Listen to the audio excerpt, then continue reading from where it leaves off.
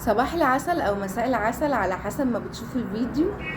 النهارده هكلمكم عن مكان مهم قوي، معروف قوي في رمضان.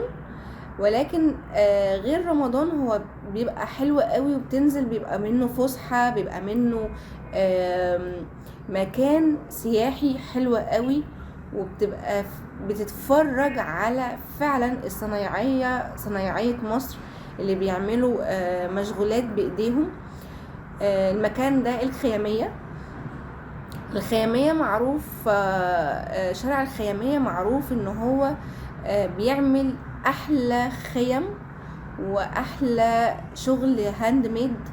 بيعمل شنط كمان من قماش الخيامية، بيعمل شنط جلد طبيعي هاند ميد. احلى شغل ممكن تلاقيه موجود في شارع الخيامية. كمان بيبقى معروف ان في رمضان كل حاجات رمضان بقى هتلاقيها في شارع الخيامية. الفوانيس بتاعت زمان، الزينة، كل حاجة بتتعلق في رمضان، والمطاعم والمفارش بتاعت الخيامية ورمضان، وكل الكلام ده كله بيبقى موجود في شارع الخيامية. هو شارع طويل جدا وكبير وسياحي وأثري وكل حاجة حلوة قوي. لو انت عايز تروح ممكن تنزل عند باب الخلق من ناحية مديرية الأمن، وبتمشي كده شارع صغير وبتخش شارع الخيامية.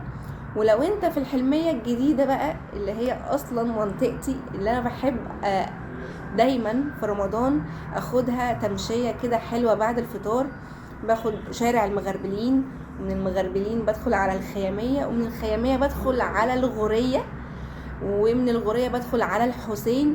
بتبقى تمشية حلوة قوي قوي قوي، وبيبقى الروح بتاعت الشارع كمان حلوة قوي من الناس، وان هم بيبقوا عشريين واجتماعيين، بيقعدوا يهزروا معاك ويتكلموا معاك وبيوروك الشغل بتاعهم. احلى شغل هاند ميد في شارع الخيامية. فأتمنى ان الشغل دوت كمان يتعرف وينزل على مواقع عالمية ويتصدر بره، لانه مفيش حد يقدر يعمل الشغل ده غير عندنا في شارع الخيامية، سواء الخيم او الشنط الهاند ميد من الجلود الطبيعية او من قماشة الخيامية نفسها، المفارش، السجاد اللي هو بيتعمل هاند ميد برضو هناك وموجود، بيعملوه الناس قدامك، فبيبقى حلو قوي. ممكن كمان الستاير اللي بتبقى معمولة من المشغولات بتاعتهم بتلاقيها برضو هناك.